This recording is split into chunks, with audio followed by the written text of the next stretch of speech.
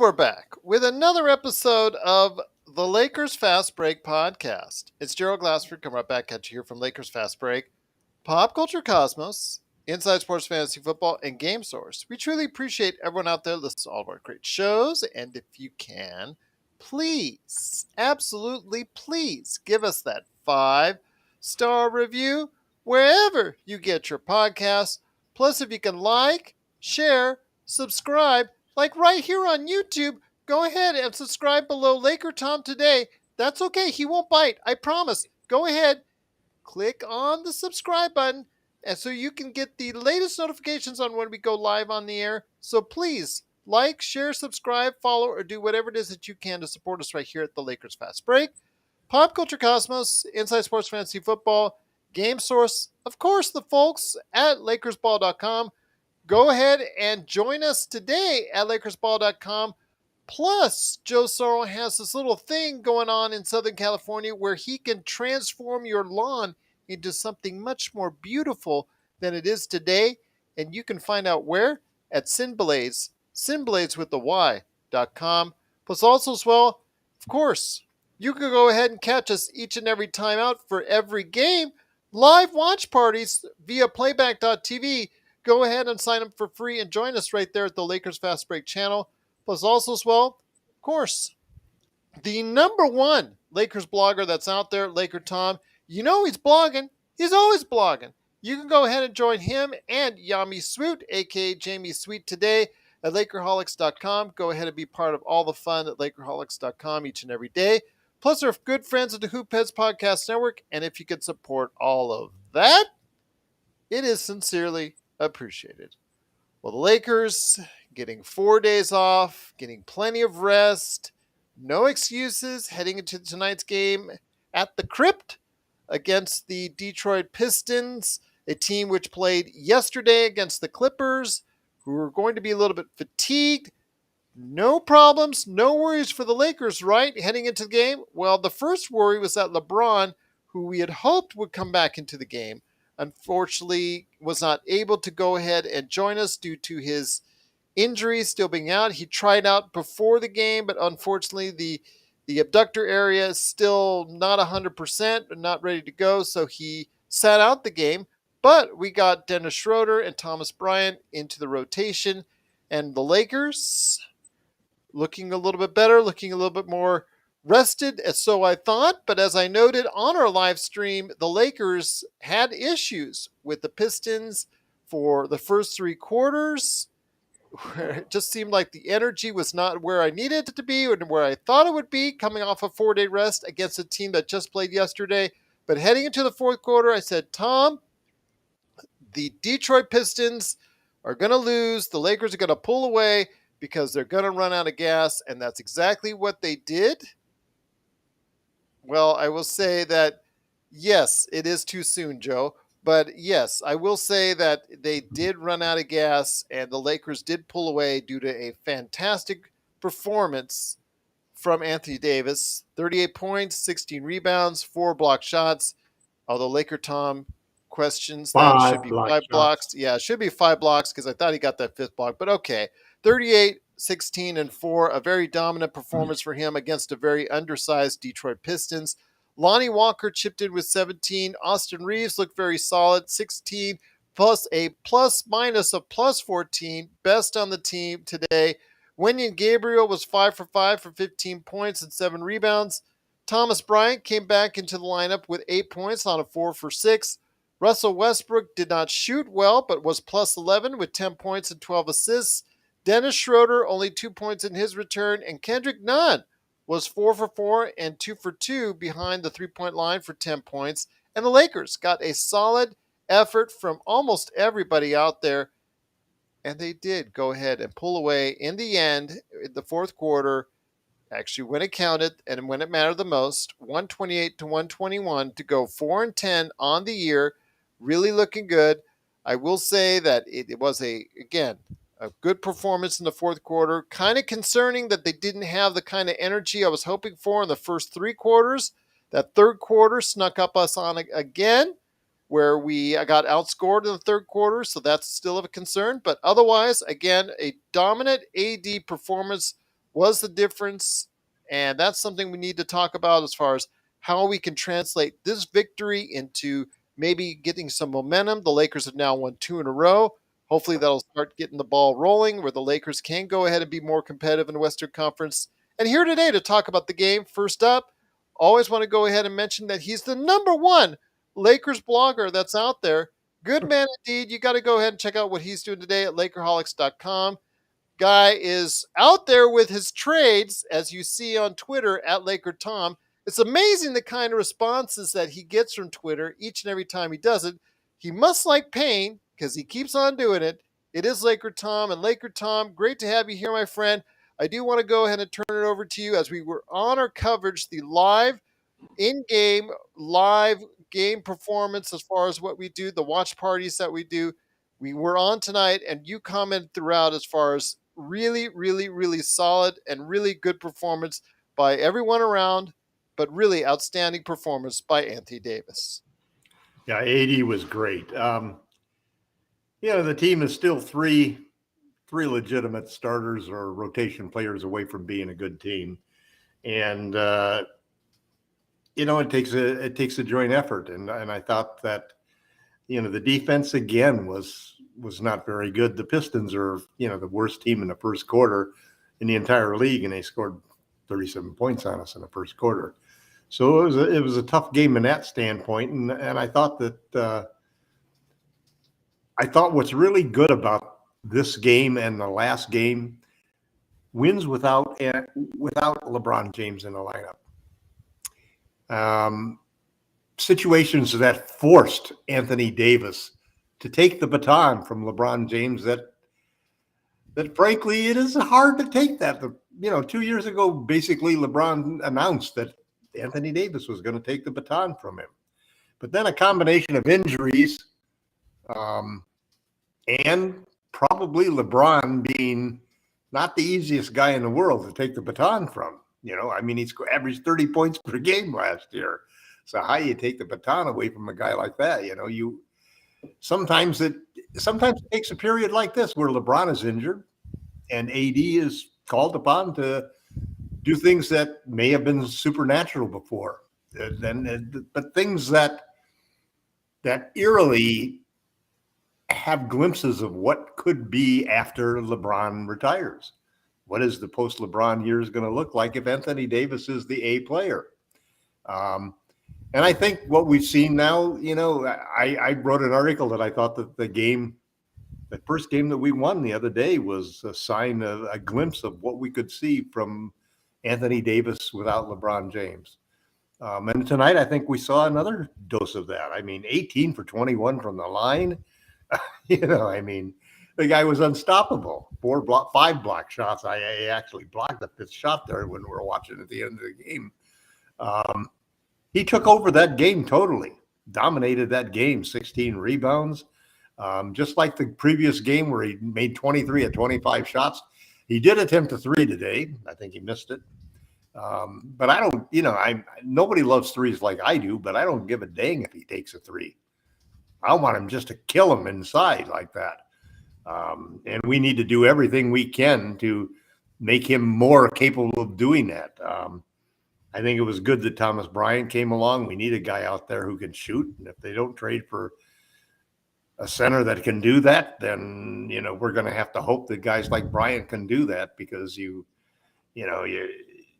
needs to have room to operate underneath, and he needs to not be, have teams sag in where he's rebounding against 2 or 3 guys, where he can really dominate 1 or 2 guys. And if he continues to play like this, I think that it's the sign that we really need that he's elevated his game to another level. I predicted that we do 6-1 over the next 7 games, the last 7 games in November. And that would let us finish at a 9-11 record, which I think would be pretty good. It doesn't mean that we would be good enough to make the playoffs. I think what it means is that we did good enough. We played well enough so that the front office can't really say that this team is not worth investing 2 draft picks. I think that's what it comes down to. They have to do something. They're playing cupcakes right now, my friend. Doesn't matter. Half of the teams that you play are cupcakes. Half of the teams, the Lakers were predicted, according to the number of games that they were supposed to win, to be around in the middle of the pack. There'll be half of the teams they'll be favored against, and half of the teams they'll be underdogs. And that's the way the whole series has been. I mean, we had the toughest schedule for the first 10 games, and we have one of the easiest schedules for the next 7 games are easy. The only tough game we've got in there really is the Suns. Although I'm worried about the Spurs. We need to beat the Spurs 3 times in order to make this happen. And as I was talking about, Jakob Poeltl is a pretty damn good player, and he's really rough underneath the boards. Hack a Poeltl. Yeah, I know you can hack him to death, and he's not a good free throw shooter, but man, he kills. He makes Shaq look like Rick Barry, and he's the kind of guy that gets AD into foul trouble, and he's the kind of guy exactly that we need somebody like Miles Turner for. The big players that you just want to. They're going to be the biggest team. They're going to be the team that plays big and plays underneath, and they're going to punch the ball inside and try to really beat us up that way. And they can shoot the ball. They got 2 shooters that that they're basically trying to trade to us. In Jay Rich and who's the other guy?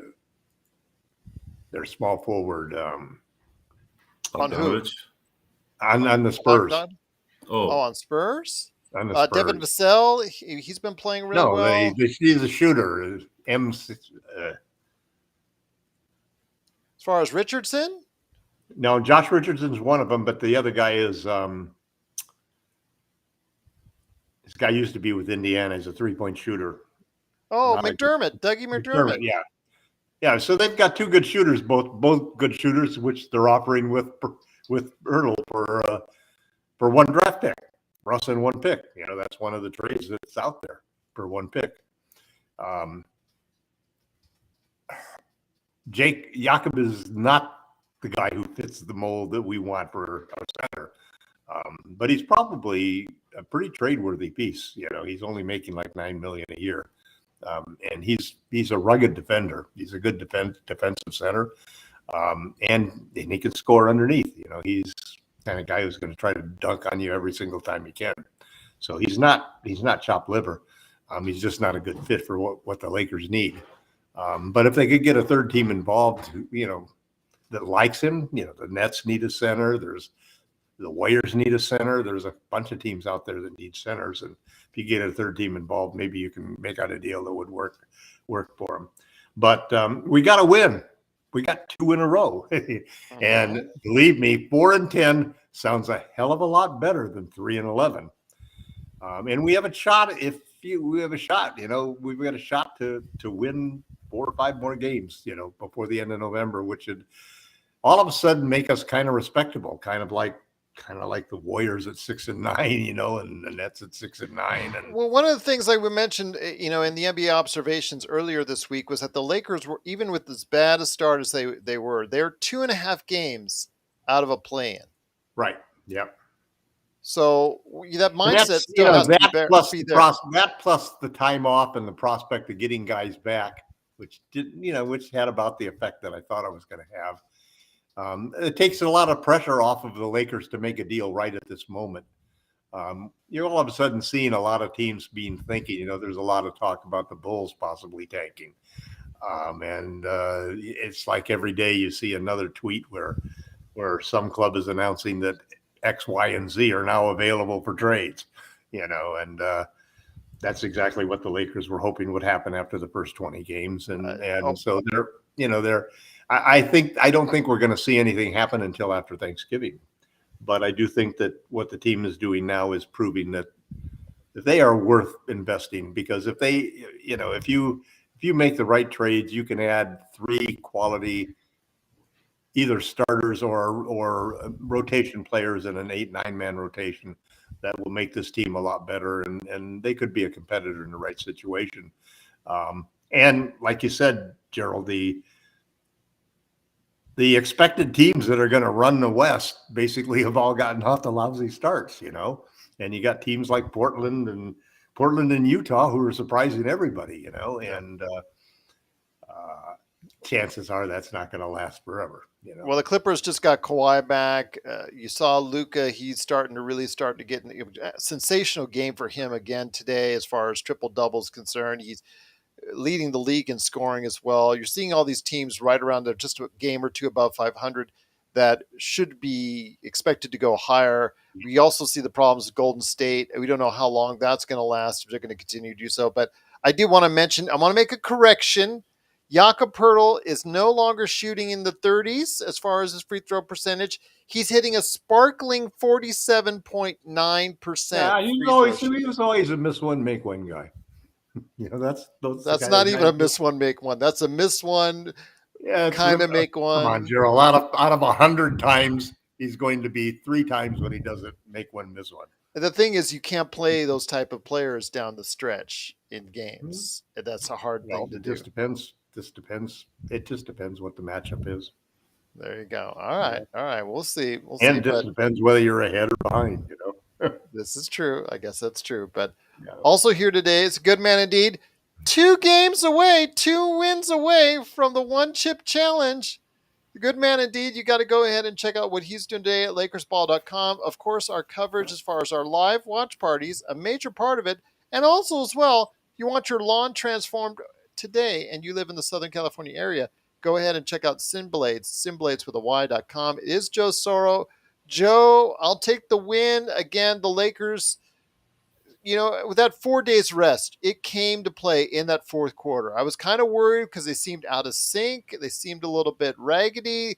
They seemed a little bit rusty even at times during the first 3 quarters. But you saw what that 4 days of rest did in that fourth quarter as they pulled away from the Detroit Pistons. So you believe the 4 days made them rusty in the fourth? No, I said the 4 days made them rusty during the parts of the game. They looked rusty, like they haven't played for a while, especially in the first quarter, like Tom was mentioning. And then in the fourth quarter, you could see that 4 days of rest, the Lakers were a little bit fresher. They were able to go ahead on both ends and be a little bit more active. Whereas Detroit, who played yesterday, they started to run out of gas. I've seen enough games where we played teams that were on a back end of a back-to-back and they had a week off and they still got waxed. I don't know necessarily if that's kind of a little overhyped in my opinion when it comes to young players. I don't think it makes that's what that I much saw. of a difference. I'm just telling you, the energy was there in the fourth quarter for the Lakers. Well, you would better get your glasses straightened out. I don't wear glasses normally, but I can upon request, especially when we go Lakers history. Well, we did hold them to 26 points, which was the lowest number of points in a quarter. Here's what I've noticed. This is the first game I was in and out of this year, but I did get a chance to watch the third quarter, and up until the last minute and a half, they were playing. they were playing pretty. When I say pretty well, there's a show of effort that's rewarded with actual points. They like Wenya and Gabriel, as much as I know Gerald loves that guy, it's probably his favorite player. All effort guy. I will it's not. It wasn't just effort. He's been different this year.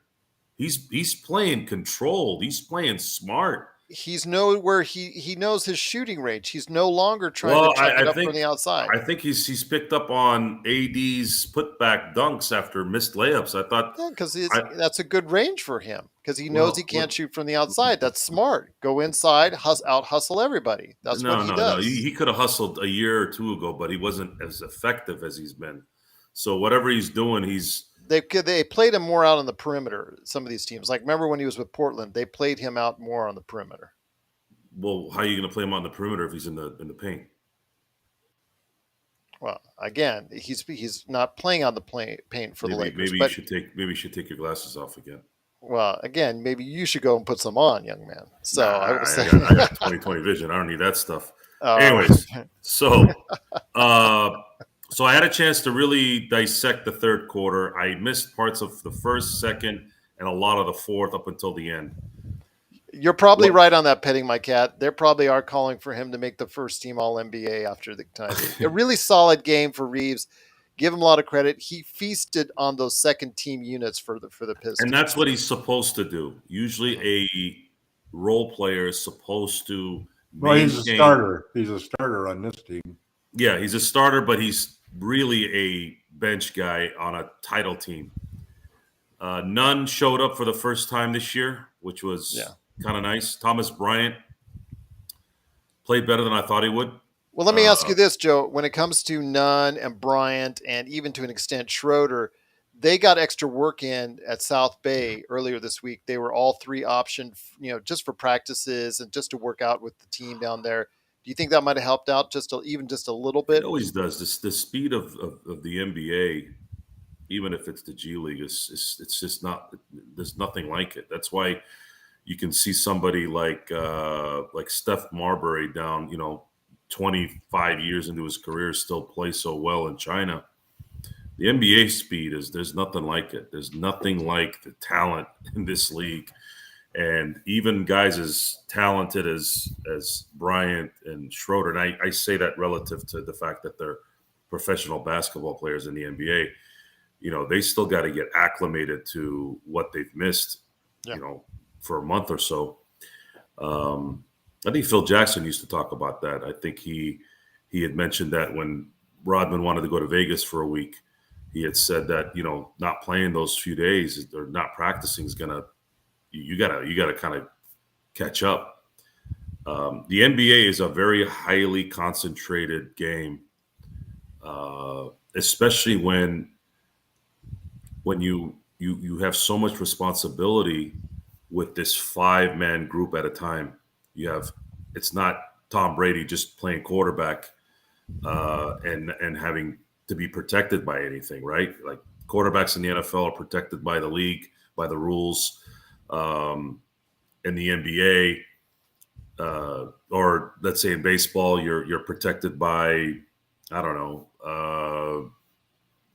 the people around you. They can pitch around you, whatever.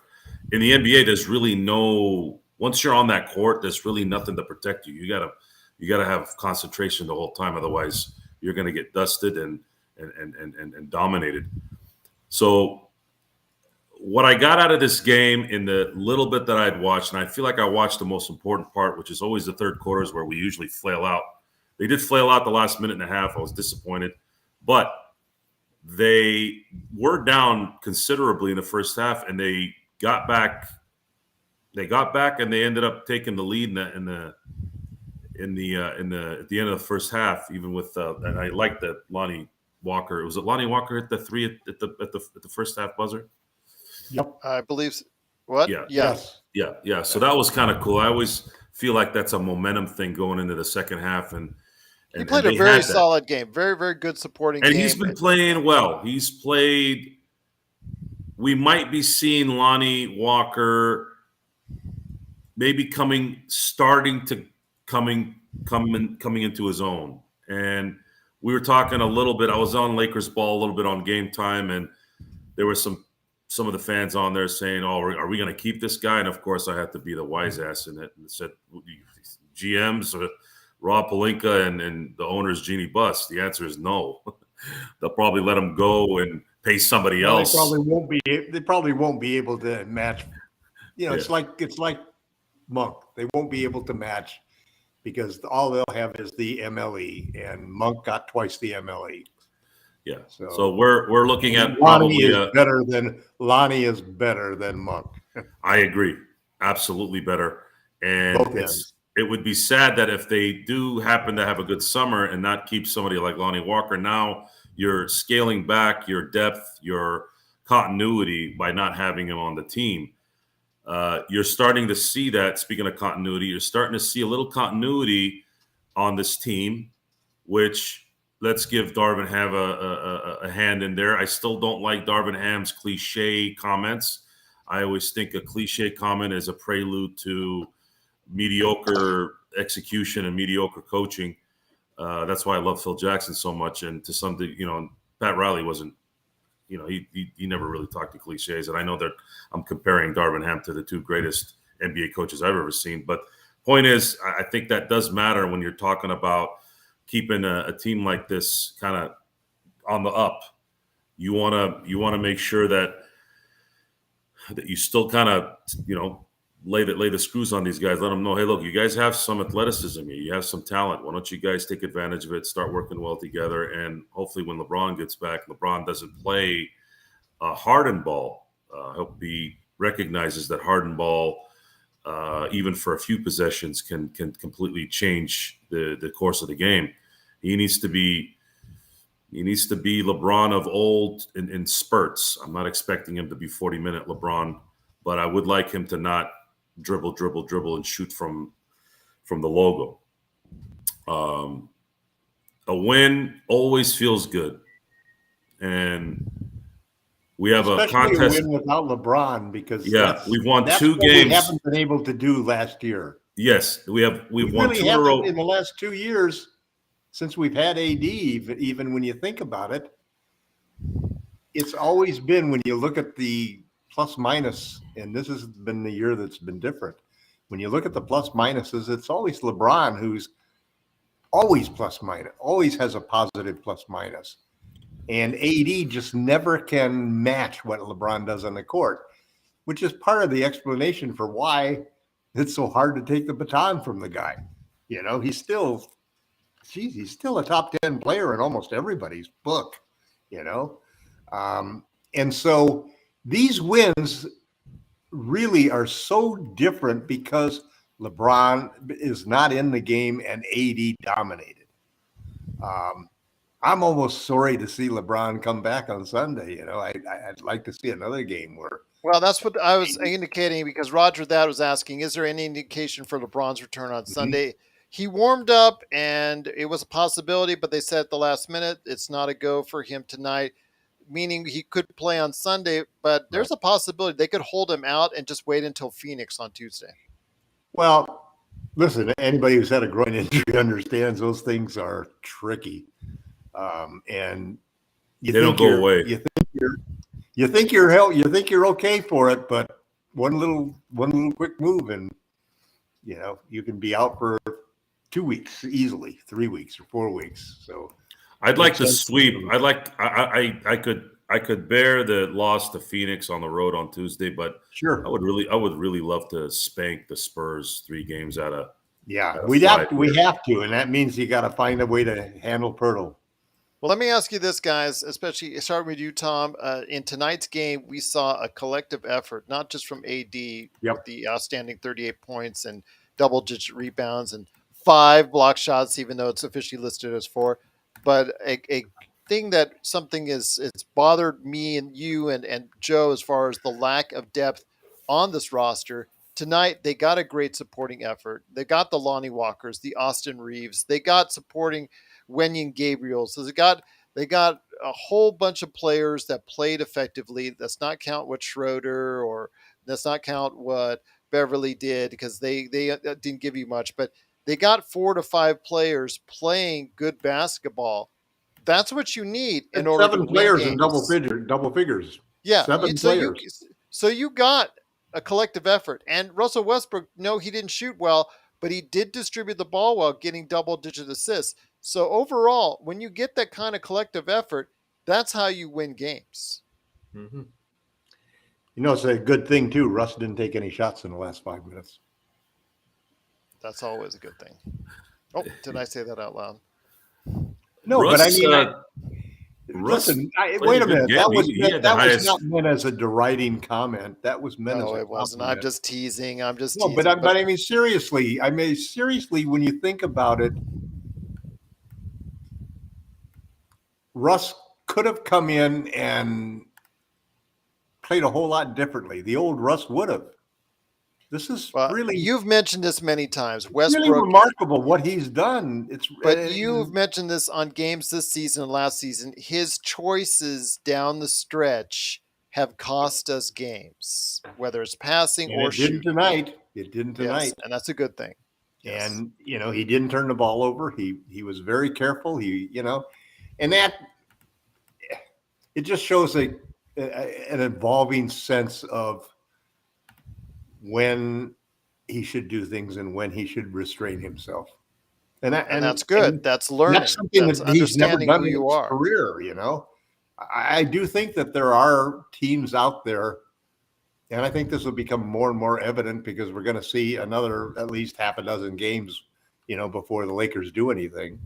And I agree with that stance because it wins only help their bargaining position, without a doubt. And they just don't. I just worry about them getting them deluded about the wins and thinking that they don't need to do anything. I don't know how you could make a leap to that position from where you are now, but knowing Rob Pelinka, it's possible. With Zangerstein, the comment was, I think the aggression to shoot, make shots that then make plays made a huge difference this game. Exactly. Good shot selection, choices. When the Lakers made passes, when they actually moved the ball well, a lot of those shots were inside shots, lobs to AD, lobs inside. They were very effective plays. They were not just chucking up threes. Austin and Wenyen are playing different lately, according to Zangerstein, and that's true.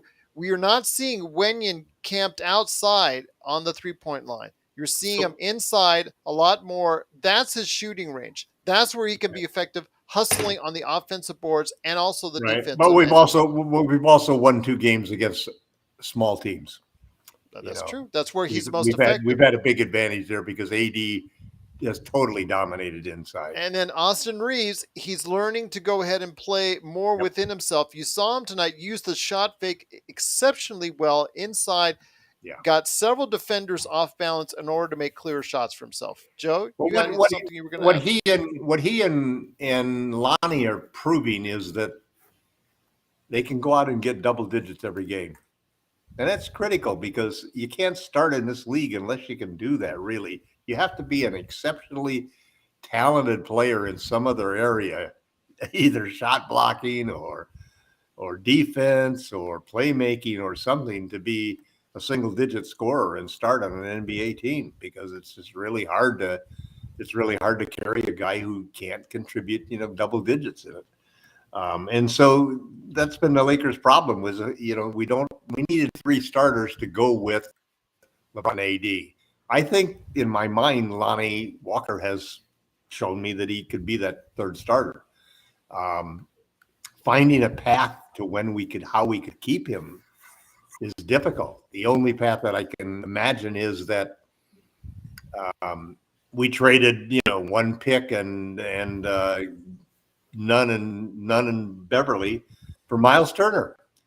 And then we let Russ's contract expire and we go into free agency and we'd have enough money to offer Lonnie around $15 million a year. That would mean that you're really counting on just being able to have Miles Turner being the only thing that you're going to Miles Turner and keeping Russ being enough that LeBron is happy enough that this was and then you go into the next year and you're in a different situation because you still got 2 draft picks because you get 1 pick next year to replace the one you traded this now. And you keep a guy that definitely is a young player who's fits exactly the mold of what we want, which is a 3-and-D guard who can score at all 3 levels because he's got great athleticism and plays solid defense. Lonnie Walker IV, I thought he was a mistake when we signed him, and I've been pleasantly surprised and pleased. I think we all have. Definitely myself as well. He's played great, and frankly, he is better at both ends of the court than Malik Monk was last year. Well, that's true. That's true indeed. But once again, it's the Lakers fast break. Once again, the Lakers did win, pulling away in the 4th quarter. Got the win that we needed, 128-121. 2 victories away from the 1-chip challenge for Joe Soro. If the Lakers win 2 more games the rest of this month, that will happen. You're right, Zang. There you go. Zangerstein says AD needs to play with Bryant in some more minutes against big, bulky centers. That is needs AD's to play weakness. With Miles Turner. Well, yes, that's obviously Joe's first choice, and as well. But Joe, go ahead. You had some thoughts. Appreciate your patience.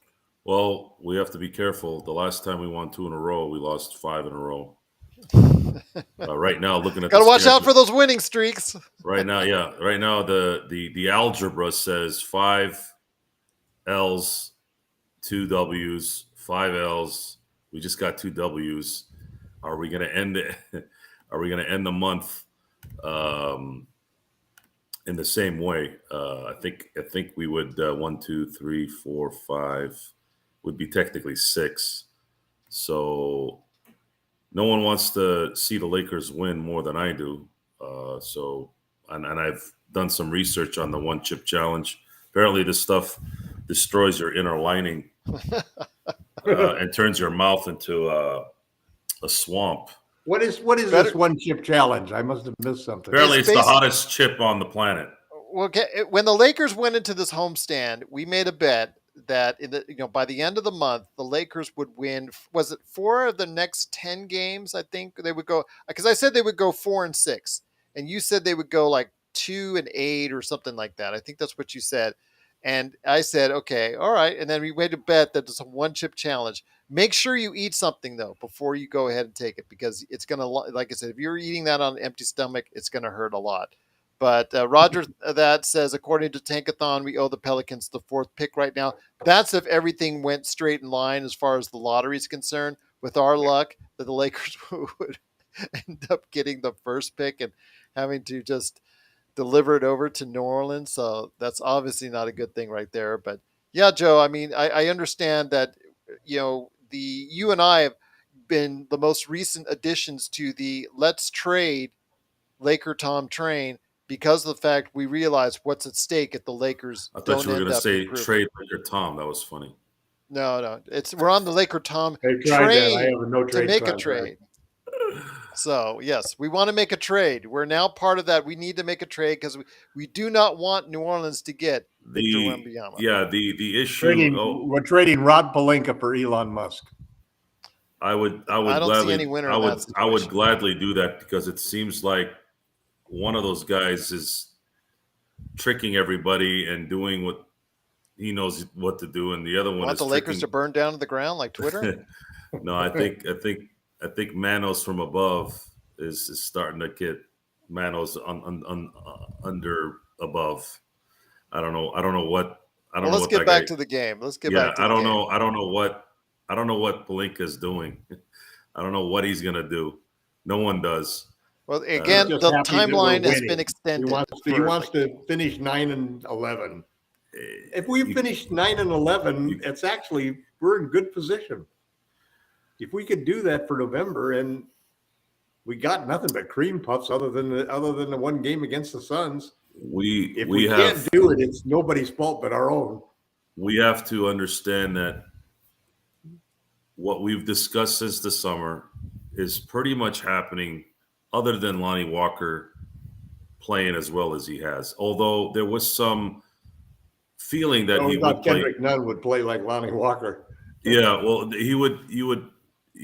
Lonnie, a little bit of me said, first of all, when we looked at Lonnie Walker, his numbers were terrible, right? Especially on defense. That was what really bothered me. However, there was a little bit of a feeling like, well, this is a guy that's going into his career, his last season or last contract season, I should say. I kind of felt, he might give a little bit more effort and a little bit more execution on things, and he has. But this AD, this is something I expected if he was healthy. And today, in the 20 minutes I watched the game, AD looked like he wasn't even trying, and it's almost not even fair. I mean, that guy is so freaking good. First of all, I love AD, the guy. Like, I just think he's great. There's something about him that I just dig. I like the way he talks. I like the way he, kind of carries himself. And then when you watch him perform, when it's, when he's not hurt, this guy's a freaking beast, man. And the reason why we need to do something here is, imagine if you put someone next to him that he's never had before, and you just add a couple shooters. And I know that's easier said than done, but there's no other way to look at this. This has to get done. Otherwise, you're just going to waste another AD season. I'm not really worried about LeBron. LeBron's career is set. He could, he'll win the scoring title at some point here. That's fine, all-time scoring record. But I'm about winning championships. I don't give a flying rat's behind about stats. And it's just nice to watch his game. It was really nice to watch him make these free throws. The guy shot 85% from the free throw line. He looked like Kobe Bryant. He looked like Kobe at the line. That's what I was watching. Kobe-esque game. It was a Kobe. It really was, and it looked like he wasn't even trying. Even Kobe looked like he was trying, because that's just how his demeanor is. AD looked like he was so just, I got this. I was just he was in cruise control. He really was. He really was, and I believe that if he ends up finishing 75 games this year, and the Lakers can maybe make the play-in or maybe an 8th seed, whatever, I think he's a first-team NBA guy, and that's I'll take that home with that.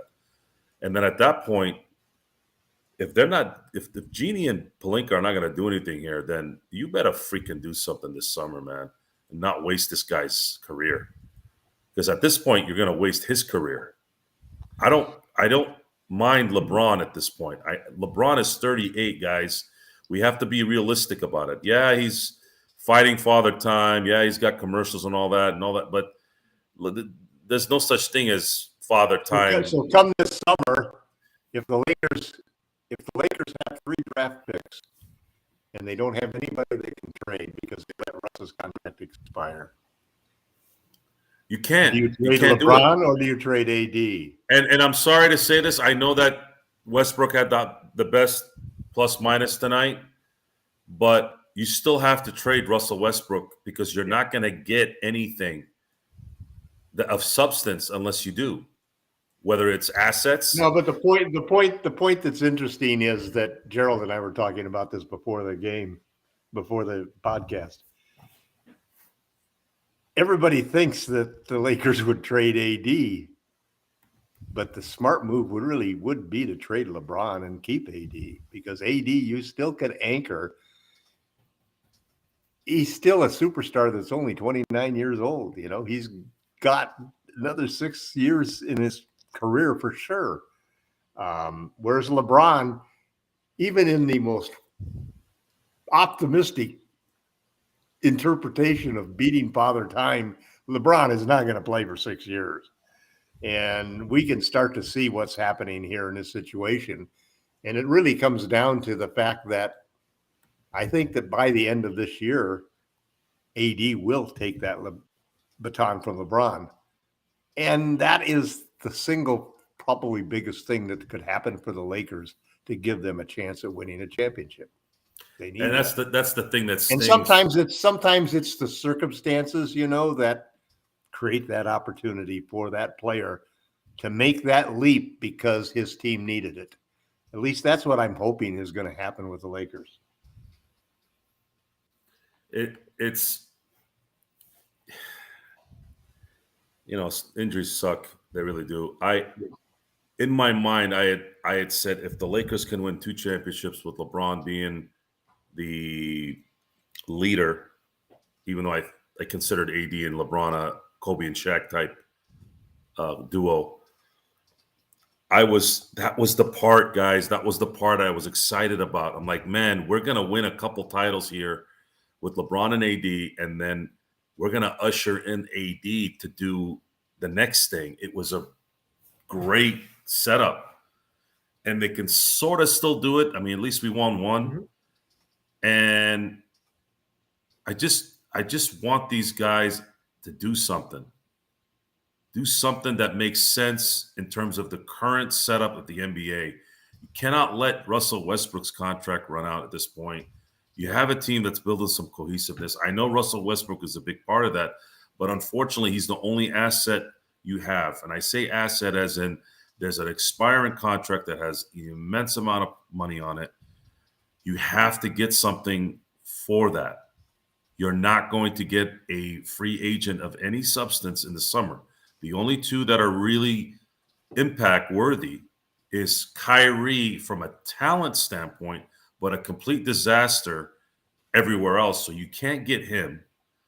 And then you have Chris Middleton, from what I've seen, and I just He's don't going see back to them. Milwaukee. I don't see him leaving Milwaukee. So Yeah.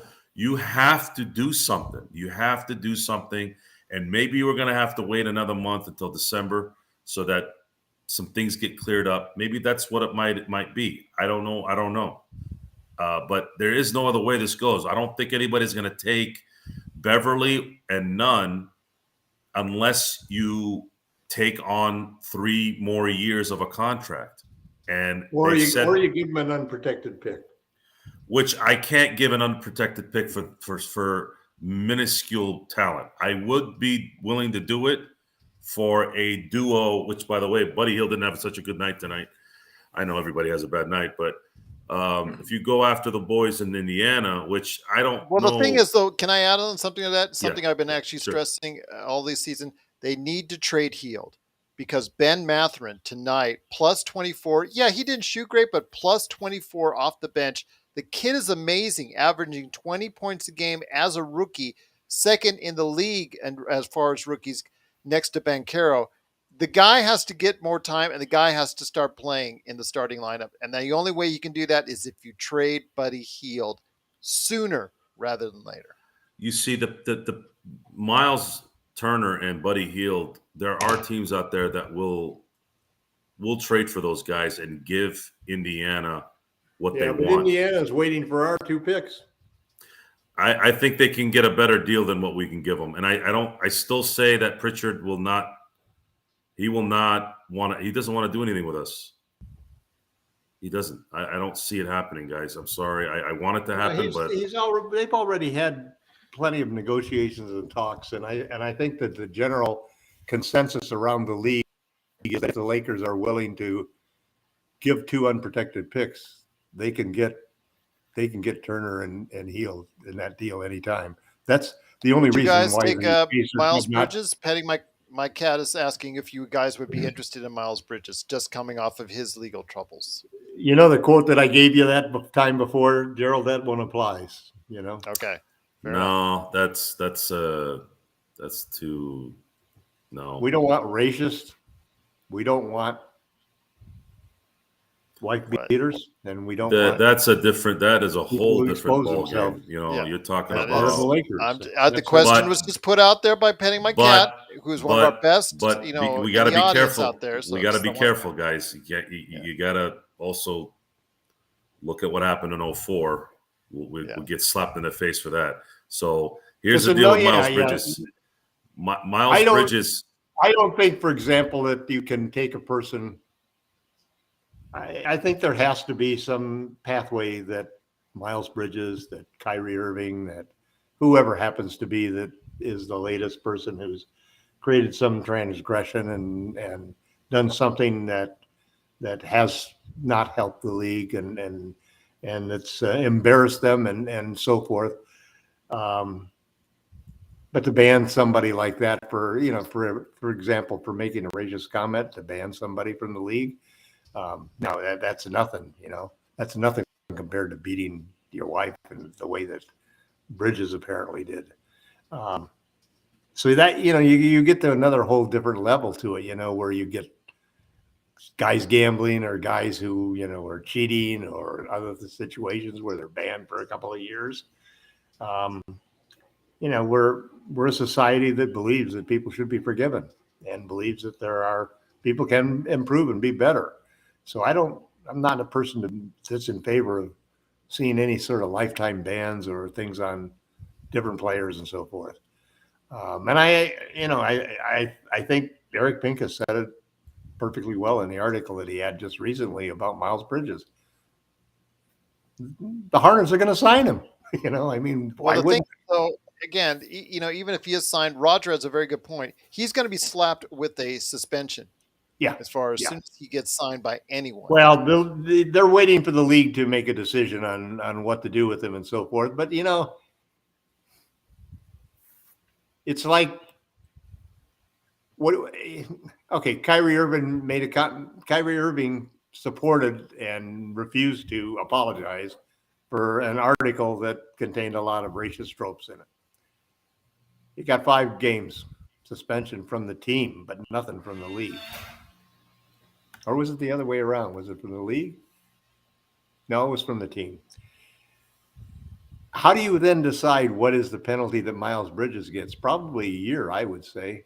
I mean, if you're looking at the two, what each guy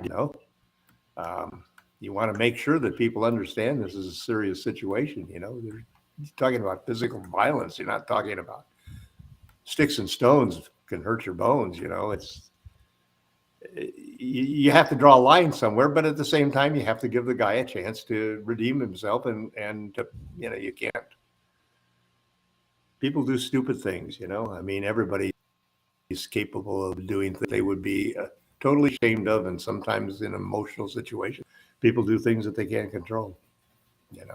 This is true. This is true indeed. But once again, the Lakers did end up. I just don't want them on the Lakers. Sorry. Okay, fair enough. Fair enough indeed. But once again, the Lakers did win 128 to 121. It's the Lakers Fast Break. Gerald Glassford, Laker Tom, and Joe Sorrell coming right back at you here. Joe, I know you wanted to go ahead and share some thoughts. Again, the Lakers looking a little bit like they're heading in a little better direction. I don't want to put the cart in front of the horse and say, okay, things are looking really good. But I know Zangerstein made some good points that the lower end of the Western Conference is in a little bit of state of flux because you do have Golden State struggling. I know you're ready for a fight with John, but hold on. And you do have the Clippers struggling right now, just getting Kawhi back in the lineup. You do have a lot of surprise teams that are up at top. This is a time for the Lakers with a kind of easier schedule to go ahead and take advantage of the next few games. I'm worried, guys. I'm worried about this season in more ways than one. Boston looks good. And I'm going to hope that Milwaukee can take them out in the playoffs, because we could be seeing the Celtics, if they stay healthy, this time finishing what they started last year. Yeah, but they're also one of the teams that if there's certain teams that we play well against, and even though Robert Williams is a rising star, we can dominate the front court of the Celtics. That's their weakness. Their weakness is their size. And that's why I think also the Lakers' weakness is that they don't have somebody. They need somebody to go up and bang against guys like Turtle. And if they have Miles Turner, they have the perfect player to do that. Turner can help Anthony Davis be even better, and Hield can help LeBron be better. But I've even reached the point where I think it's so important that I would use one of the first round picks that we have along with Beverly and Nunn's expiring contracts. I'd look to try to see if we could just make a one pick trade for Turner. And I think that is a move that, is the single biggest move, because then you could turn around and use the other pick to go for a guy like Bogdanovich, or you could go for 3 or 4 players from the Utah Jazz, for example, or from the San Antonio Spurs. But I think the Lakers will make those moves. I think that won't happen until after Thanksgiving. And I think that we need to rack up some wins. If we can end up 8-12 or 9-11 after the horrendous start that we had, we'll be in good stead. And I think that we'll make some trades then and get some help. And we won't be favorites. I don't think there's any way that can elevate ourselves into favorite status, but at least we can be a team that's expected to be among the top 6 teams in the league, and we'll have a puncher's chance as long as LeBron and AD are healthy. That's all we really want in any playoffs. That's all LeBron wants. Give him some shooters, get him into the playoffs, and let us wherever the ball falls, we'll follow that. That's a bet we can make. That's a bet we can make indeed. But Joe, I wanted to ask you this: when it comes to the Lakers, Tom's patience, the fact that he's starting to run out a little bit, because we see that the extensions, the deadlines that Tom keeps throwing out there having to get extended and even more and more. And I don't blame him for being frustrated because the Lakers do have an opportunity, do have a window to get back into the Western Conference as far as contending.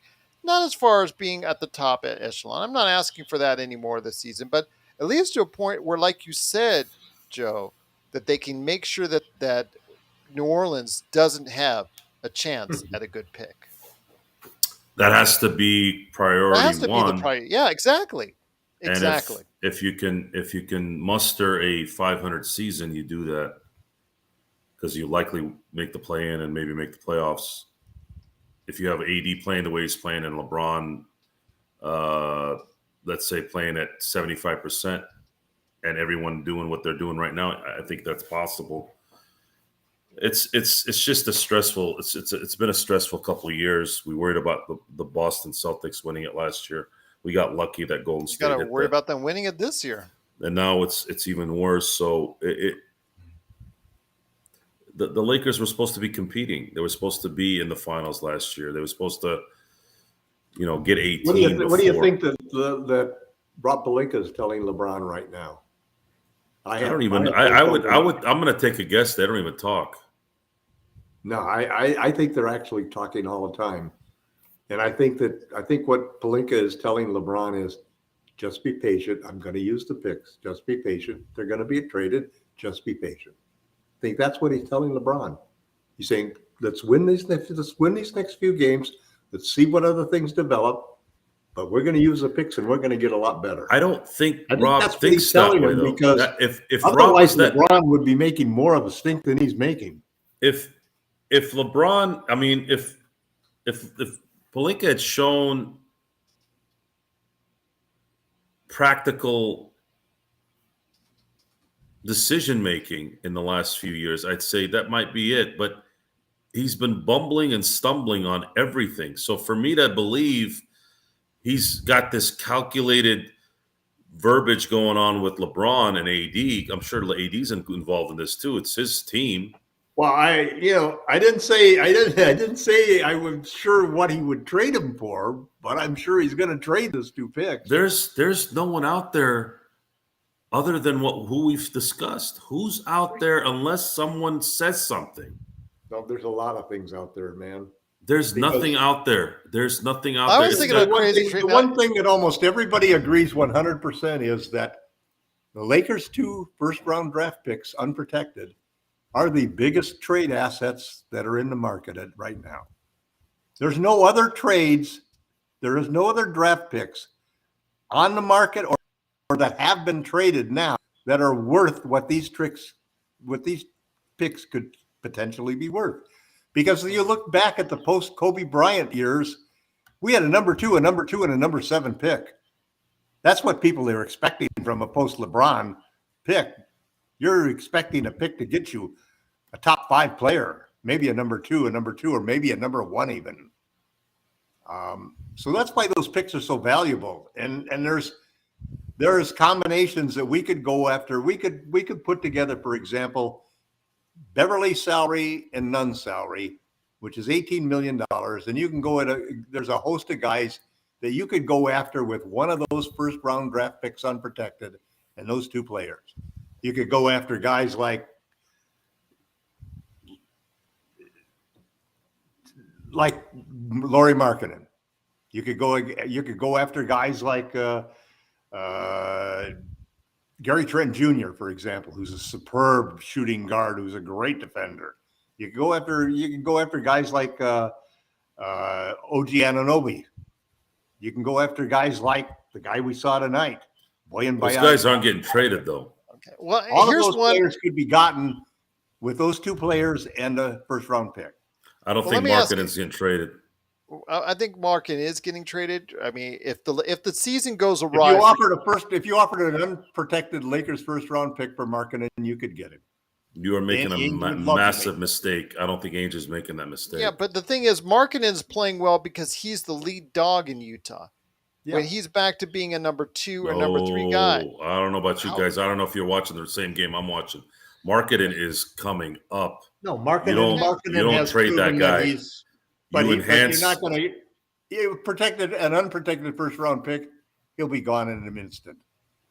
All right. Well, we have an argument there, no doubt. Value, you know. But I I'm was not thinking about arguing. this. Now, hear I'm me not out. arguing. It's reality, guys. This is not. They're not trading him. He's got way too much talent. Well, you don't trade that kind of talent I'm going to throw out something that you guys are going to easily poo-poo. unless it's for a superstar. But I'm gonna say about this, okay? Because you all talk about the possibility if the season goes awry, you got to go ahead and try and make some big trades. AD, if the season does go awry, might actually start hearing those rumors of being traded, or those rumors might start popping up. And we've all heard over the past week, as far as the troubles for the Golden State Warriors, that young talent that hasn't seemed to mesh well in Golden State could be something interesting. And if Lonnie Walker, when his deal becomes available, if you package him and AD, it meshes with the three kids and Draymond Green. I'm just letting you know it matches. I'm just letting you know it matches in the NBA trade machine. I mean, there's 100 things that can match. Have you looked at the Warriors' record, and have you looked at the fact that I'm just letting you know that the salaries match. I'm just letting you know. The trade that I'm hearing with the Warriors is that they want to get rid of the two big contracts they just signed. They signed those contracts to trade them, not to pay tax. Well, they're going to pay a luxury tax regardless. They want to move Poole, and they want to move Wiggins. I can see that. Wiggins and the two young kids are what they're dangling out. But I think Wiggins plays well with Golden State without a lot of pressure on him. But if he goes somewhere where he needs to be the man, he's like Lamar Odom. Andrew Wiggins is the Lamar Odom of this era. He's got to be a third guy, otherwise he's going to fall. Yeah, he's a perfect third guy on a team, but you know. I'm just telling you the salaries match up. Don't tell me the salaries match up. Why are the Warriors not playing well now, though? That's what you really have to deal. See, here, a lot of people are making a link between the Warriors not playing well and Poole. Well, Seth, I just wanted to say, because you were asking, might the Lakers be saving one of those picks to trade for Bronny? I would hope not, because Bronny, at the best right now, shoot myself. He is maybe, possibly an outside at the end of the first round type of player at best. More likely, he's right now in the back half of the second round as far as talent. If his name was not Bronny James, he would actually be probably a second round draft pick flyer at best. I've spoken to both Rafael Barlow, my good friend from NBA Draft Junkies, and of course, you know what he does for the Locked On podcast as far as their draft coverage, and also as well, Stone Hansen, who's been on this show as well, and Michael Weisenberg. All those guys said that Bronny James has improved, but he still has a long way to go before he gets into that first round talk legitimately as a player. Not just the fact that he's related or the son. So what's your opinion of the secret mystery player that the Lakers are holding out for? I'm just saying it all depends if the Lakers season goes by the end of the year. From what I've read recently, everybody is now sort of saying it's horse excrement. That was a fluff by some crap. Very possibly. Ooh, but Bradley Beal. What the hell is Bradley Beal going to do for us? Bradley Beal wants to come to California, is the rumor. I want to come to California too. And Seth, there might I want to be a Laker too. Might be a team out there that might, dangle as far as the possibility of, we're going to go ahead, even though we know he's not going to be a great player, or he's not projected to be a great player right now. We might just go ahead and pick with a late first rounder or an early second rounder, Bronny James, a little bit ahead of where he's projected at, just to go ahead and mess with the Lakers. So you could see the Lakers giving a second rounder or something like that, but I really seriously doubt they would give up the 27 or 29 pick just so that the Lakers could get Bronny James. No, they're not going to give one of those picks for Bronny. Are we really talking about this? Seth Smith in our chat room. He's asking a legitimate question, so we're giving a legitimate answer. So. We need to win championships, guys, not nepotism players. Well, first off, you can't even make a decision on that until 2024 because you're not eligible to be drafted until then. But he might move up. There's a possibility he might reclassify for this upcoming draft. There is a possibility. It's not yet confirmed, but there is that possibility. Well, that's not a good draft for him to go into. It's not. It's going to be one of the deepest drafts in history. Well, he might want to go ahead and just still be part of it. Right now, it's projecting that, what Petting My Cat says in the chat, that he would probably go undrafted because he's right around petting my cat at the same time too. Petting my cat. Okay. Well, He he sits is. behind the monitor because he likes the heat of the laptop. Oh, there you go. Absolutely. But I will say that Bronny is still improving. So I'd say right now he's probably going to be somewhere in the second round in the 2024 draft. But we'll see. We'll see if he gets reclassified or what have you. I also don't think that if somebody drafts Bronny, they're drafting him just to get LeBron. I think they're, I would not put it past doesn't fall that far from the tree, and sometimes it just takes a little nurturing. Well, the thing is, I think teams are more. out. If you're looking, okay, let me just say this, Tom. If you're scouting them right now, as far as the kids of LeBron, you're scouting and you're liking more what you see from Bryce more Well, than Bronny. Bryce is Bronny bigger, has definitely, improved in recent weeks. I will give him that from what I've seen as far as the footage. I know he was here in Vegas recently and he really I played wouldn't well. mind having Bronny on the Lakers at all. Okay. Well, we'll see. We'll see again. But I think Bryce is going to end up right now being the better of the two James sons. But also here today is the arch nemesis of Joe Soro. Good man indeed. You got to go ahead and also subscribe Let me to be his like channel. Joe. Subscribe, yes, right there with the Wii remotes, right there. You were talking about Yep, the as far as go ahead and subscribe to his channel What? today. It is John McKinley. John, did you mention also as well that you have a new channel? As far as I think you mentioned it on your latest video, if I'm not mistaken. Which finger is this? I don't know. Raise it up. I can't. It's too. It's PG-13. But you have a new. Do you have a new channel? If I'm not mistaken. Yeah, sorry, Joe. I got distracted by Joe there. I do. It's not fully. Well, I launched it, but I haven't posted any videos on it yet. Okay. It's youtube.com/@selfimproved. Okay. Fair enough indeed. But your thoughts on today's game, my friend? Again, when you get that kind of performance from AD, 38 points, 16 rebounds, 4 block shots. Sorry, Tom, it is 4 listed by the NBA. I will also say that they got a great supporting cast. 7 players in double figures. 5 of them really had good games. It was Russell Westbrook, even though he didn't shoot the ball well, still distributed the ball well with over 12, 10 assists, I think? 10 assists. Really a solid game and a solid contribution by several players tonight. Is that what you saw as well? Yeah, I did. I like how Russ was facilitating. He didn't take a lot of dumb threes like he has in the past. And one of the things I noticed in is the that last 5 minutes. Yes. okay. I didn't watch the complete game. I had commented earlier that I stopped kind of watching the Lakers games in the sense that I don't go out of my way to watch them anymore. My dad was watching. I'm like, all right, let me watch it. But from what I saw, I liked how Westbrook was facilitating the game. I was really impressed by Lonnie Walker tonight. I think he also had a pretty decent game. But what really stood out to me was the officiating. It was so bad. There was a lot of ticky-tack fouls, a lot of technical fouls like on Beverly, and then another one on Westbrook for taunting. Well, that Beverly one, I'm going to say that was all Beverly on that one. That was really, I don't know. I disagree. That was atrocious. That was just acting on his part. That was a flop acting on his part. That's the thing that kind of has Joe that gets Joe mad as far as his antics right there. But go ahead. I'm sorry. Sometime in the past, Joe probably got a major foul called on him from a guy like Beverly who got under his skin, and I got a holding call one time. See, I told you.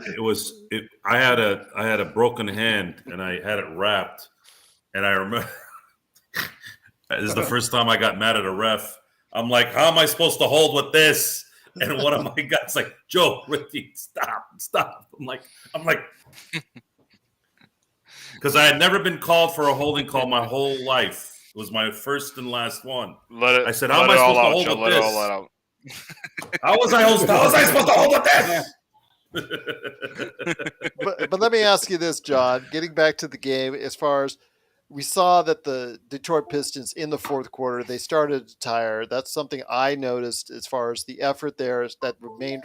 I think the 4 days off was good for the team. Yes, they were a little rusty to start off the game, but I think ultimately that's to me was a big factor, was them having the energy and sustaining it in the fourth quarter. Yeah, definitely. Which is really, I think they're really buying into Darvin as and for me, what things I've noticed is kind of to be expected as a new team with a brand new head coach. But like, I'm sorry, their offense, just like last season, was it's clunky.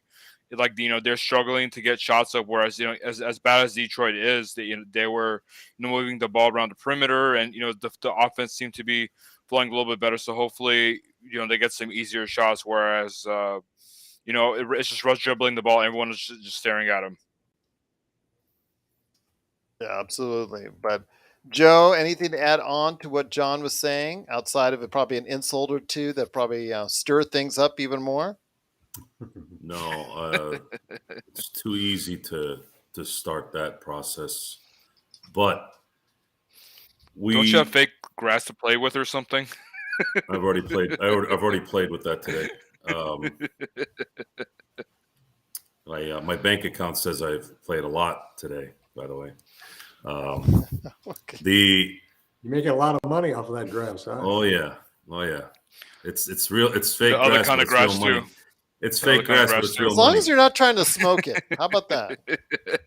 No, I just smoke my competition. That's it. Very nice. I set you up for that one. You did. Thanks, G. I appreciate it. Nice assist. The beauty of basketball is talent will always rise, especially in the NBA. Mm-hmm. We saw one of the greatest of his era in Anthony Davis play tonight in a way where it just, again, I got 20 minutes out of the 48 tonight, which is the most I've missed this year.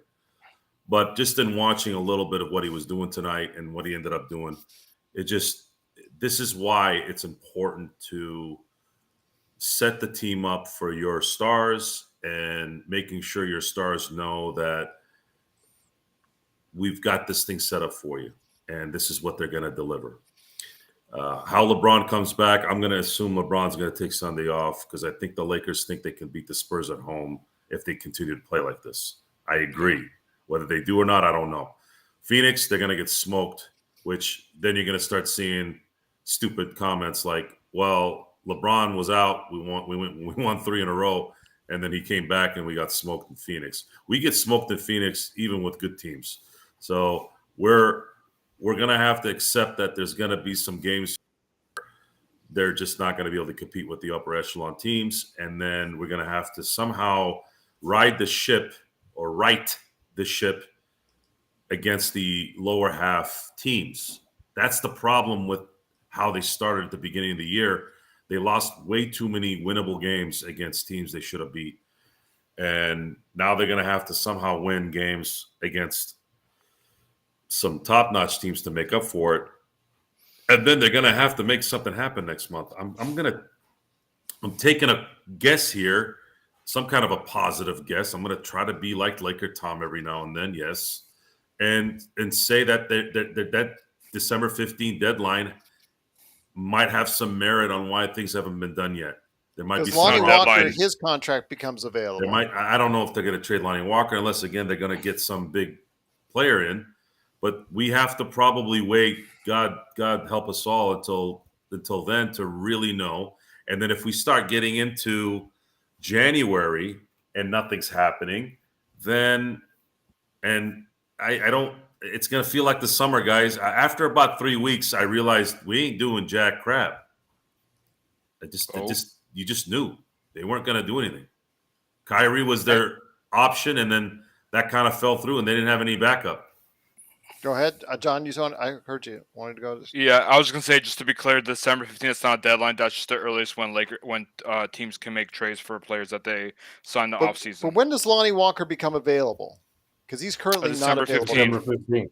Yeah, that's what I'm saying. December 15th. Every player that you've signed in the offseason, it's not a deadline, but December 15th is their first. Yeah, exactly. Yeah, that's what I thought. So that's what I'm saying. He would be the one of the December first. 15th or 90 days, whichever is the latest. So let me ask you this, weird rule, because it's whichever is the latest, which means that some guys can't be traded until like December 29th or 30th and so forth. Just depends. The stupid NBA rule. So let me ask you this, guys. Okay, I'll ask everyone this. And again, thanks so much for watching. It's the Lakers Fast Break. Gerald Glassford along with John McCallion, Joe Soro, and Laker Tom. Wanted to go ahead and ask you guys this. Again, I know they're 4-10. I get that. I understand. I'm trying to think. I'm trying to put my Laker Tom hat on here, trying to think a little positive. They are 2.5 games out of 10th place. What if, with the easier schedule in the next week, which again, or in the next few days, they'll be playing, yes, the Phoenix on the road. That's probably a loss. But 3 games in the next 10 days, 3 games against the San Antonio Spurs, the team right above them in the standings. If they can 3 win games 2 in of those, 5 games. yeah. Mhm. Well, let me ask you this, because they play them once here on Sunday. That's our next game. Then they go Tuesday, and then they go actually a Friday. I think Friday, Sunday, because they have back-to-back games in San Antonio. So they could get Right. to the point where 3 of even if 3 they of cut 5. it.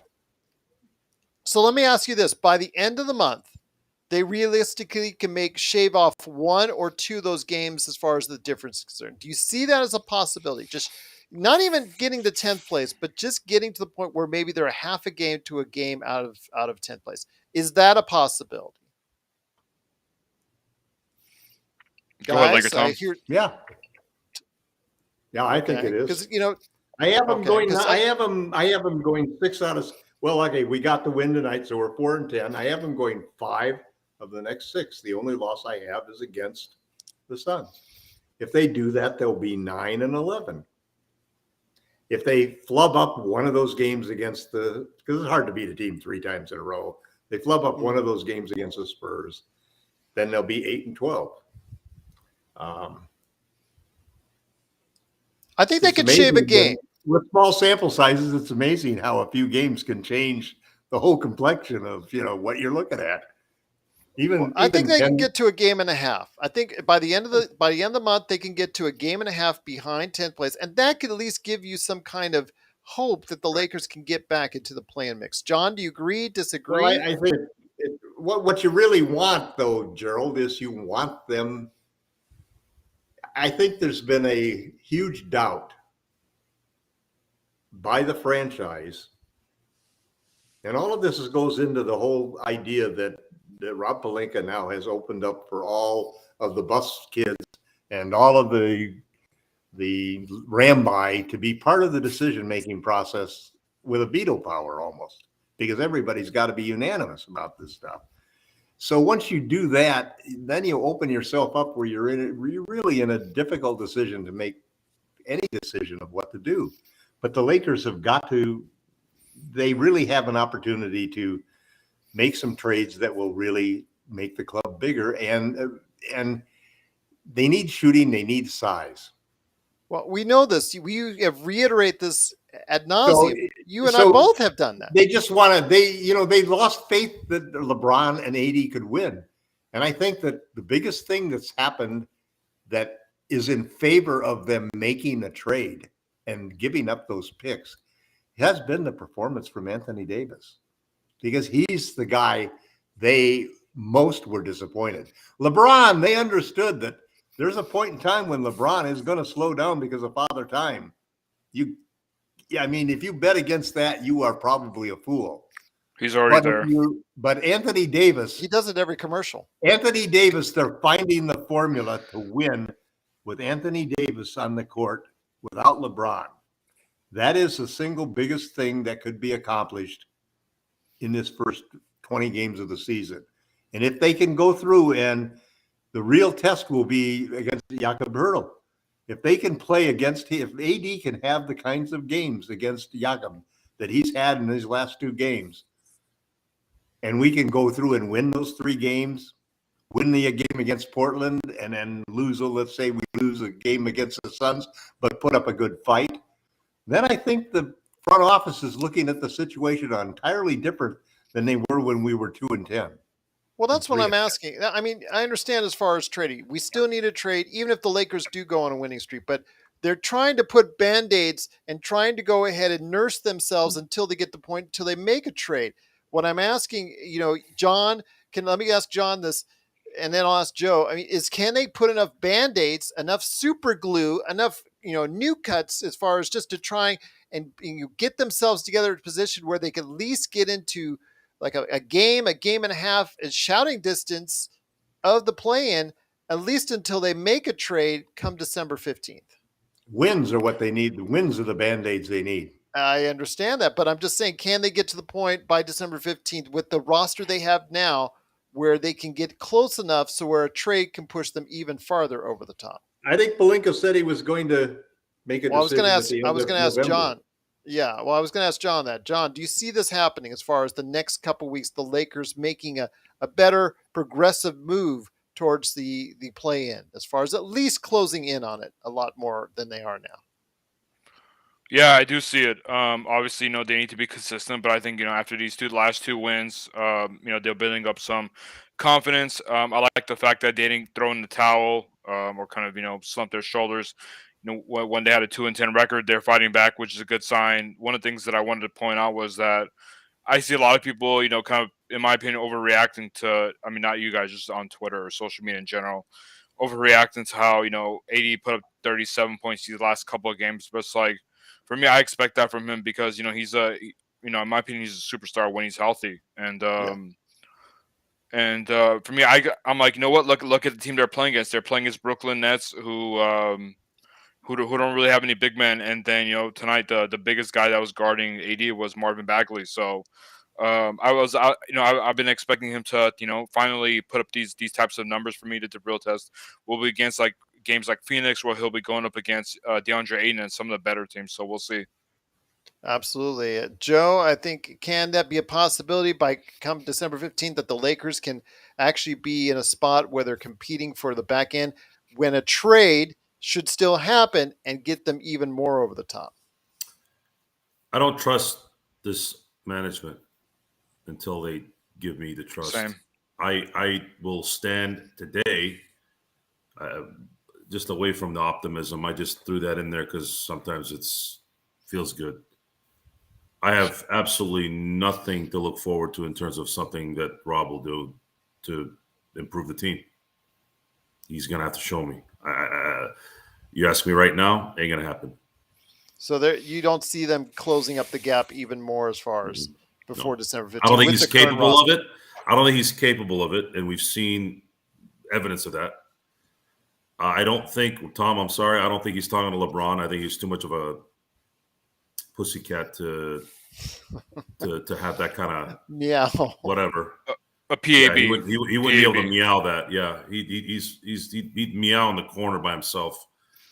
And Jeannie is too busy. I don't know, with her whatever it is that she does. I don't know what she does, but I'm gonna stick to what I like and what I know works. What works is, and what's working a little bit is, you have a couple of young guys here that are trying to do their best to help the team win. Some of them have surprised us. That's good. AD is being AD. LeBron's going to come back, and I really wish we could play him 28 minutes a game because I think do you think he'll play on Sunday, or do you think they'll wait? No, I don't think he's playing Sunday. He will play on Tuesday. I'm telling you right now, tonight at 11:33 Pacific time on 11:18, he's not playing on Sunday. He'll play Tuesday. I'm hoping we win Sunday, and if we should predict or come true with our prediction on Tuesday, we lose to Phoenix, you'll start hearing stupid noise about how Lakers should trade LeBron or some boring. We see that almost in every chat room time. Yeah. No. I'm not talking about the chat rooms. That's for fun. I'm talking about you're going to start hearing the numbskulls on TV. God, I got to admit, even just seeing the ESPN page, just seeing those guys and their taglines, it's like, who watches this garbage? Seriously, it's the same thing every week. You get compared to it all the time, Joe. They're calling people. Well, I got compared to Skip Bayless because I don't like LeBron, apparently. Which is that's the ultimate insult because I can't stand Skip Bayless. There are really two guys in the sports world that I will change lanes. I will change my skin color and my hairstyle once they're on TV. Stephen A. Smith. No, Stephen A. Smith. Stephen A. Smith. As long as I don't have to hear him yell all the time, I'm okay. If he's calm, I'm okay with him. Nick Wright and Skip Bayless. They're the two biggest douchebags in sports.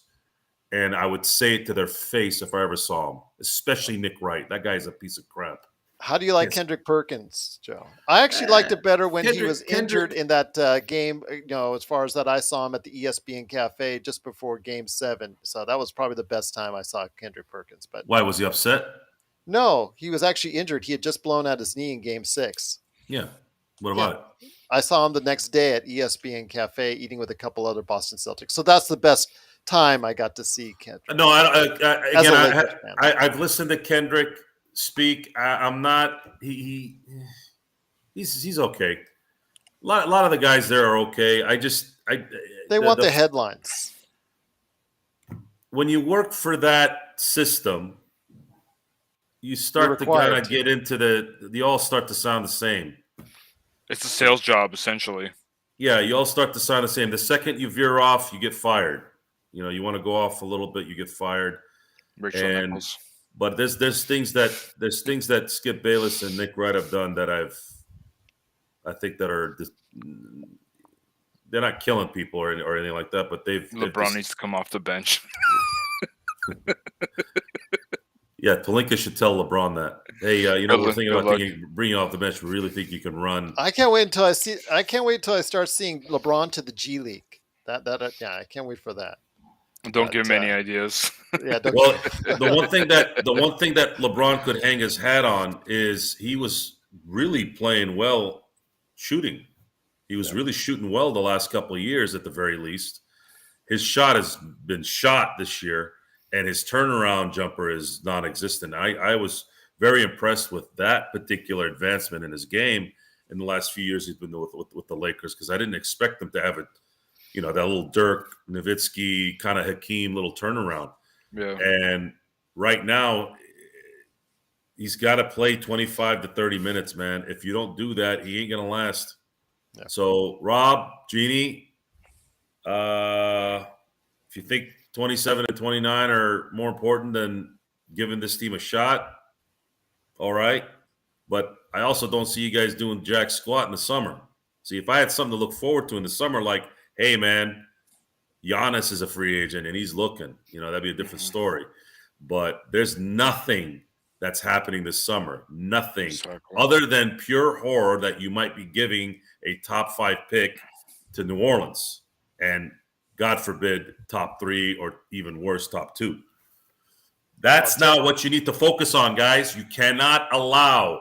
I told you guys this in the last couple of podcasts. This guy, Wembanyama, is a generational players. You only get about 4 or 5 of those guys every 50 years. So you have to make sure you pay attention to this draft and not allow the other team to get your draft pick. You're not going to have a Wembanyama in 27, 29, according to what the history book says. You're not going to get it. So stop worrying about it. Figure it out. Just do something. Do something that has some intelligence in it. Well, he's old, so it's hard to judge him. If you flame out trying, cool. You flamed out. You tried. You could come out there. I agree with you guys. The time is now out on a trade. The time is sooner rather than later, indeed. But before we head on out, want to go ahead and make sure what everybody's working on and what everybody's talking about when they're away from us here at the Lakers Fast Break. So Laker Tom, as the #1 Lakers blogger, besides the crazy trades you're putting up at Laker Tom on Twitter, that seems to get all of Twitter riled up at you. Look at the comments. My gosh, they are just like all over the place. Get a lot of vitriol at you, my friend. But what are you working on at Lakerholics.com? I'm putting together a list of the 5 trades for Westbrook, that the 5 best trades the Lakers could make just with Westbrook in 1 pick, and the 5 best trades they could make with Beverly none in 1 pick. From based off the comments I see from Gotta Be the Shoes, that'll make him really happy as a Westbrook fan. What are those? I also want to go ahead but I also want to make sure to give a big shout out to Jamie Sweet. I know he's been under the weather. Hope he's feeling better. Hopefully he'll be able to go ahead and also for Lakerholics.com give it another Hopefully great he looks 5 better things. than Elizabeth Holmes did today. Yeah, that's true. True indeed. But John, I know you got a great channel as well. What are you working on for your great channel as well coming up for your viewers that they need to go ahead and subscribe to a day as well at the John McKaling channel and your new channel as well? Yeah, definitely. Did you want to say something, Joe? Were you gonna? Okay. No, we just want to know what you're up to, my friend, on your great Oh channel. yeah, yeah. I'm sure you just can't wait. You have no idea how much I can't wait. He shows So up. I've seen him. I've seen him on there commenting. yeah, it's always great to see Joe and Gerald on the stream for sure, or on the channel. So I actually launched a new channel because I talked to some YouTube people who are a lot smarter than me when it comes to YouTube algorithm. They said that since I've had my channel for a while and I've talked about previous topics, I'm going to be moving my self development, my self improvement videos onto the new channel. So I'm looking forward to that. There's going to be shorts, live streams, typical uploads or regular uploads. So yeah, that's what I'm looking forward to. Well, we're called Lakers self-help here, so we try to go ahead and help people through their therapy Lakers on therapy. Lakers. I'm They've too needed much a of lot a of it this pompous year. ass to be a self-help type. Okay. Well, Yeah, Joe, definitely. let us know what you're up to at Sin Blaze and, of course, LakersBall.com, my friend, before we head on out. Lakers ball, I haven't, because I've dedicated so much time to sports, and then of course Lakers fast break. I haven't been posting on Lakers ball as much as I used to. Are they happy about that? Well, everyone there is my buddy. We're all tight. I'm not gone. I'm just not posting, let's say, 20 times. I'm only posting maybe 3 or 4 times every maybe few days. And it's been gratefully appreciated your time you spent here and in our watch parties, both you, Laker Tom, Sean Grice, everybody that's a part of it. So thank you very much. Well, I appreciate you having me again. I would have never been on a podcast unless I was invited. And That's a fact. and it's true. It's true.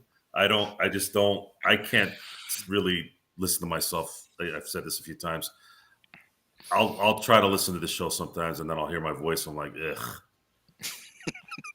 Well, I Turn do it off. see you answer the comments, so you probably put it on mute. That's probably my favorite part. I like to talk with the people, and sometimes I can think of some good jokes, but I probably hold off on half of it because it would skew everything.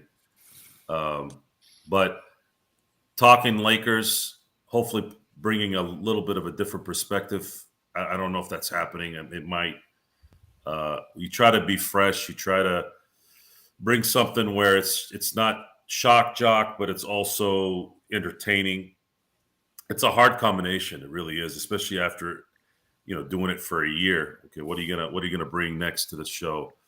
What's gonna make people happy? So in my industry, what you do in terms of progression is you're doing turf, and then all of a sudden you start feeling like, you know what, I want to do something else, and then you start doing pavers, and then you had somebody contracted out to do curbing so that you can do a better frame on the turf, and then any good curbing guy is going to usually be out a week or two, and you don't have time. So then you become a curb guy. You go buy the curb machine, and mixing cement is easy. So the show kind of will I'm hoping reflects kind of on that, where we prepare ourselves to advance with the popularity of the show.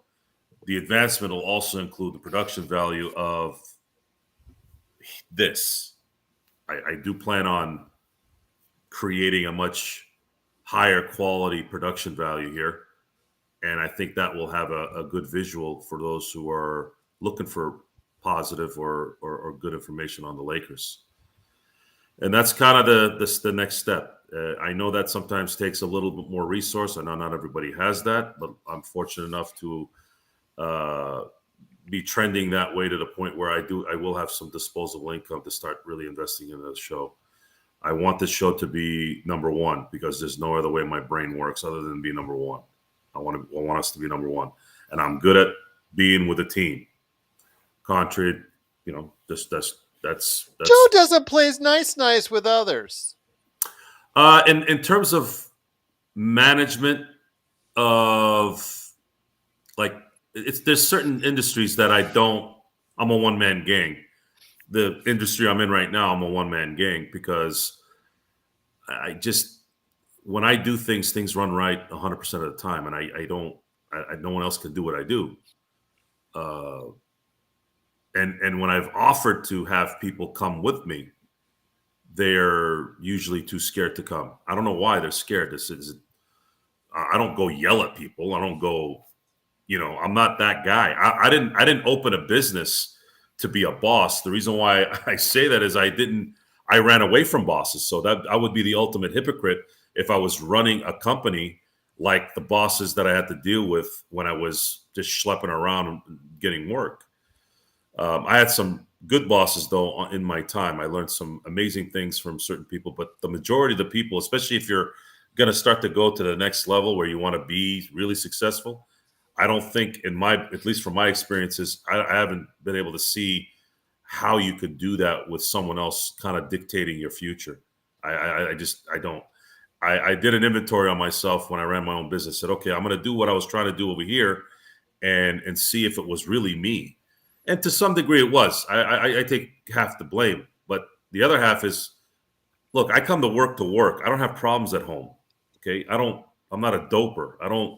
I barely drink. I don't go to Vegas and go to strip clubs. I don't do that garbage. So Well, I am in Vegas, but I don't go to strip and I'm not clubs. saying anything's wrong with going to Vegas and having a little good time, but that's just not what I do. It's too expensive. I've done it with friends who've had bachelor parties, and how I've organized them, but it's just not my atmosphere. I don't really like strangers. I don't like people I don't know all over me anyways. It's just not kind of how my brain works.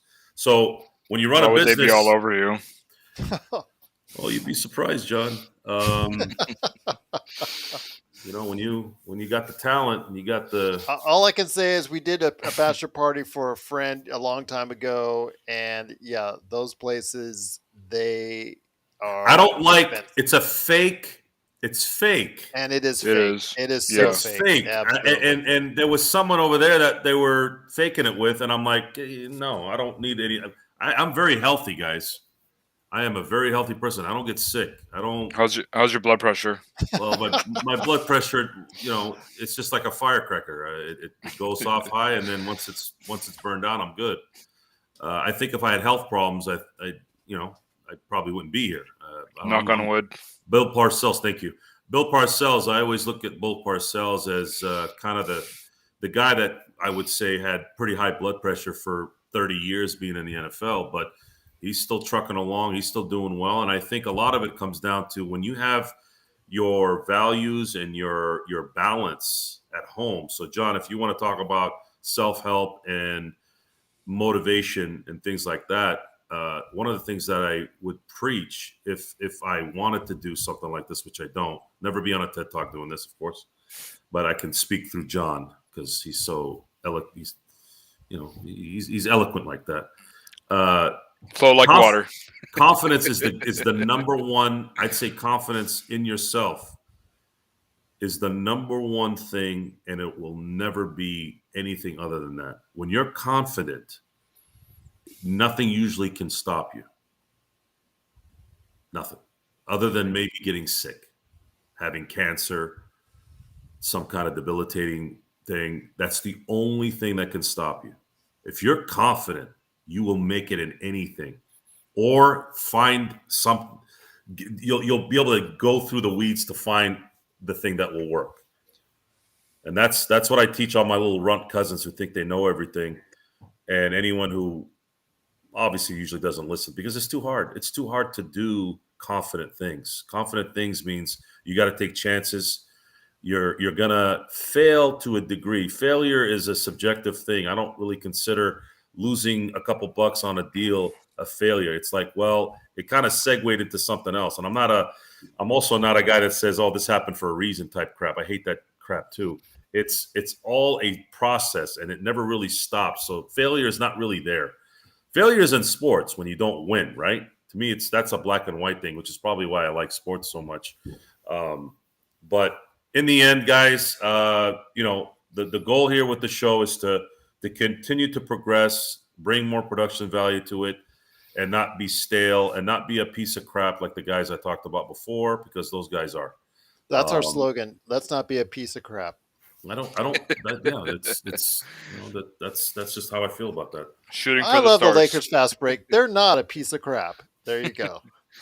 I would have liked to have used other words. It would have hit home a little bit more, but Set the bar No, high that's there. fine. trying to We keep might it, have T-shirts made from that. Let's trying not to be a keep piece it. of crap. And the fact that we're talking about him is bothering me. I don't even want to mention. As someone had mentioned Laker Nation, I'm like, you know what? I don't want to talk about Laker They Nation. are what they are, and Yeah, their delivery is there, and they say the things that they do, and Yeah, when they're you what do they're what that, they are. But when you do that, and the audience can do that, that's fine. But for me, I don't want to talk about the competition because now you're giving them attention.